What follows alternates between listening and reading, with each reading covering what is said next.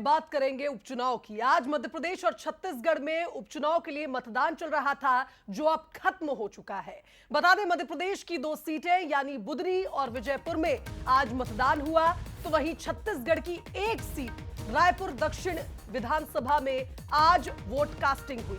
आपको बता दें कि अब जो लोग लाइन में खड़े हैं सिर्फ वही वोट डाल सकते हैं, क्योंकि मतदान का समय खत्म हो चुका है। तो आपको बता दें कि बुधनी में 5 बजे तक 72.37% वोटिंग हुई है, तो वहीं विजयपुर में 5 बजे तक 75.27% वोटिंग हुई है। रायपुर दक्षिण की अगर बात करें तो यहाँ 5 बजे तक 46.43% वोटिंग हुई है। अब वोटिंग की प्रक्रिया खत्म हुई।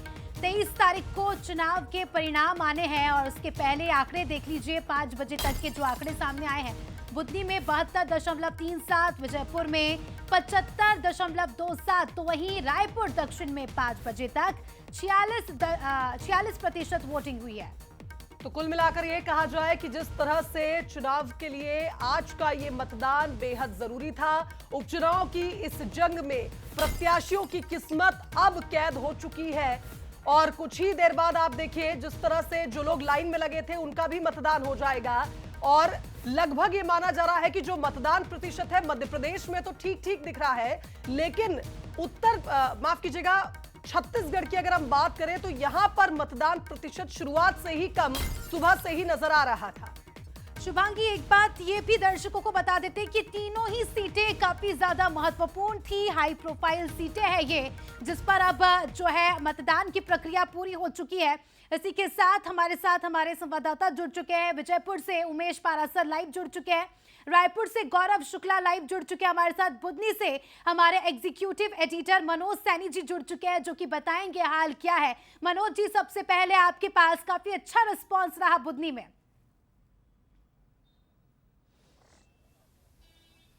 देखिए, बुधनी का उपचुनाव लगभग संपन्न हो गया है और वही व्यक्ति अब वोट डाल पाएगा जो बूथ के भीतर है। लेकिन मैं 76 बूथ क्रमांक पर हूँ, दरवाजे बंद हो गए, अब अंदर प्रवेश करना मेरे लिए भी मुश्किल है।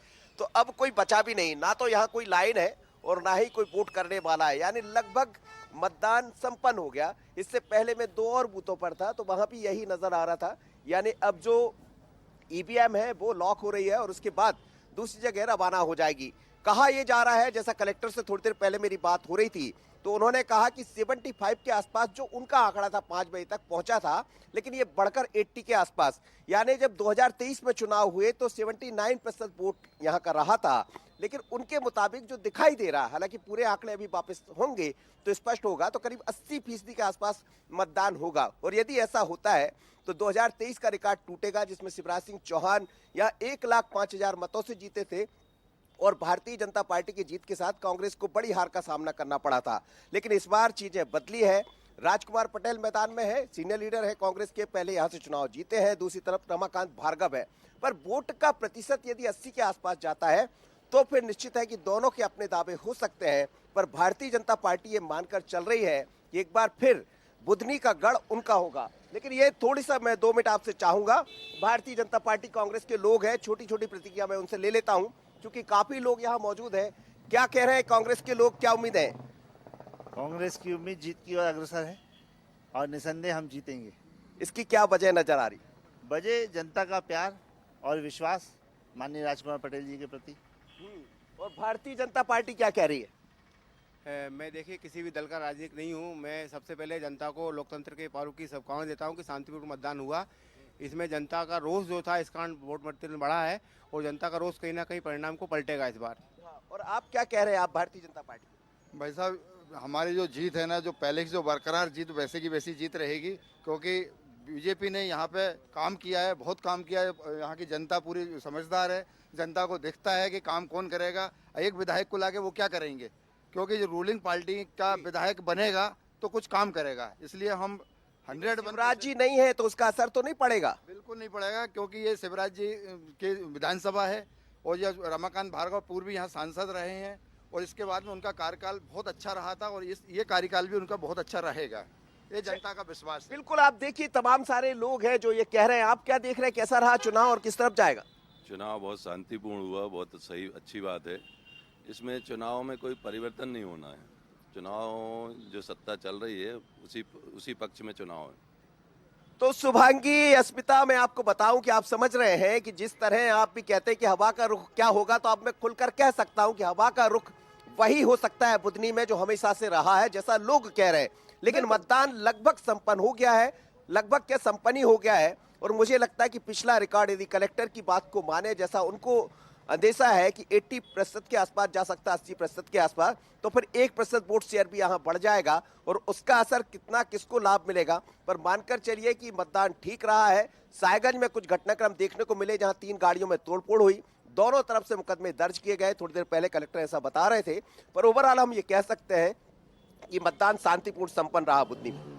बिल्कुल मनोज जी, और जिस तरह से आपने लोगों के मन को भी टटोला था, हमें याद है जिस तरह से आपने जमीनी हकीकत भी हमारे दर्शकों को बताई थी। निश्चित तौर पर अगर आप कह रहे हैं कि कलेक्टर से आपकी बात हुई है, तो इस बार के जो ये परिणाम है ये बदल सकते हैं। लेकिन अभी हम कुछ नहीं कहेंगे, बंसल न्यूज अभी कुछ नहीं कहेगा। 23 तारीख का हम इंतजार करेंगे। आप बने रहिए हमारे साथ। छत्तीसगढ़ का रुख करेंगे, रायपुर से गौरव हमारे साथ जुड़ गए हैं। गौरव, आपने तो आज वहां पर हंगामा भी देखा था जब एक पोलिंग बूथ पर जब सुनील सोनी पहुंचे थे और उसी दौरान हंगामा हुआ। लेकिन मुझे लगता है कि जिस चुनावी प्रतिशत की हम बात कर रहे थे, चुनावी प्रतिशत अभी भी इतना नहीं बढ़ा, जबकि मतदान अब संपन्न हो चुके हैं। जी बिल्कुल, देखिए मतदान संपन्न हो चुका है और मैं इस वक्त जिस बूथ में मौजूद हूँ वहाँ पर 3 बूथ संचालित थे, बूथ नंबर 50, 49 और 48, और पूरी तरीके से यहाँ पर अभी बंद कर दिया गया है। जो अंदर में ईवीएम है, ईवीएम को अब लॉक करने का काम जो है यहाँ पर किया जा रहा है। तगड़ी सुरक्षा व्यवस्था के बीच में यहाँ पर सभी चीज़ें हो रही है। और यदि हम सवेरे से लेकर 9 बजे से लेकर 5 बजे तक में वोटिंग प्रतिशत की बात करें, तो अभी 5 बजे का जो छत्तीसगढ़ का आंकड़ा है वो 40.43% देखा गया है। और अमूमन ये कल जब फाइनल आंकड़े आएंगे, फाइनल प्रतिशत आएगा, तो 55 या उसके आसपास ही आंकड़ा रहेगा। क्योंकि जिस तरीके से 2023 की बात करें तो 2023 में 7.12% मतदान दक्षिण में हुआ था और बृजमोहन अग्रवाल को बम्पर जीत मिली थी। लेकिन अभी जिस तरीके का रुझान है और जिस तरीके से यहाँ पर मतदान का जो आंकड़ा देखने को मिला है, वो कहीं ना कहीं बड़ा फेरबदल भी हो सकता है, ऐसी उम्मीदें जताई जा रही है। क्योंकि जिस तरीके से लगातार कांग्रेस ने बीजेपी के प्रत्याशी सुनील सोनी के खिलाफ मैदान में काम किया है और तमाम बड़े दिग्गज जो मैदान में थे वो कहीं ना कहीं बीजेपी के लिए बैकफुट पर था। लेकिन अभी भी दोनों पार्टी जो है वो अपने जीत का दावा कर रही है। और खास बात यह है कि जिस तरीके से बृजमोहन अग्रवाल हैं, उनको अभी भी पूरा भरोसा है कि उन्हीं के प्रत्याशी जीतेंगे, सुनील सोनी जीतेंगे। और जो बीजेपी का गढ़ कहा जाता था दक्षिण को, वो अभी भी बीजेपी का गढ़ बना रहेगा और वहां पर से सुनील सोनी जीतकर विधायक बनेंगे। जी बिल्कुल गौरव, दावे तो किए जा रहे हैं, लेकिन ये दावे कितने सफल साबित होते हैं उसके लिए हमें 23 तारीख तक का इंतजार करना होगा। हमारे सहयोगी उमेश पारासर भी हमारे साथ जुड़ चुके हैं, उनसे जानेंगे विजयपुर का हाल। उमेश, अगर हम विजयपुर की बात करें तो काफी ज्यादा ट्विस्ट एंड टर्न्स हमें देखने को मिले। चुनाव के एक दिन पहले फायरिंग होती है आदिवासियों पर, आज भी प्रदर्शन हो, उसके बावजूद भी अगर हम देखें तो वोटिंग परसेंटेज क्या रहा और क्या कुछ स्थिति रही, फिलहाल क्या कुछ अपडेट है? देखिए अस्मिता, बिल्कुल जो घमासान हुआ है विजयपुर में उसको लेकर जो वोटिंग प्रतिशत है वो काफ़ी अच्छा रहा है। तकरीबन 75% से ऊपर अभी तक 5 बजे का जो आंकड़ा है वो 75% से ऊपर है। लेकिन अभी अनुमान ये लगाया जा रहा है कि जब फाइनल आंकड़ा आएगा तो वो 80% से अधिक मतदान होगा। यानी कहा जा सकता है कि जो महापर्व था उसमें वोटरों ने बढ़ चढ़ कर हिस्सा लिया और इसमें महिलाओं की भागीदारी उतनी ही रही जितनी पुरुषों की है। तकरीबन 74% से अधिक महिलाओं ने बढ़ चढ़ कर इस पूरे महापर्व पर हिस्सा लिया।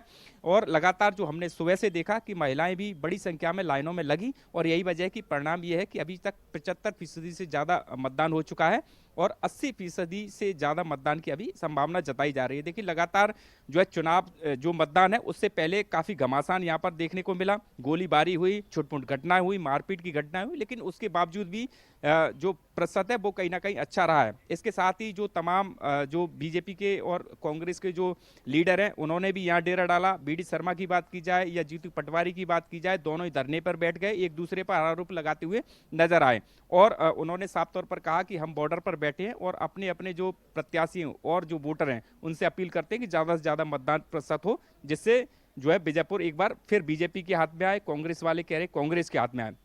लेकिन देखिए साफ तौर पर अब चुनाव संपन्न हो चुका है और जो प्रत्याशियों की किस्मत है वो ईवीएम में कैद हो चुकी है। अब 23 तारीख का इंतजार रहेगा जब ये स्पष्ट हो पाएगा कि जनता ने किस प्रत्याशी को अपना आशीर्वाद दिया है।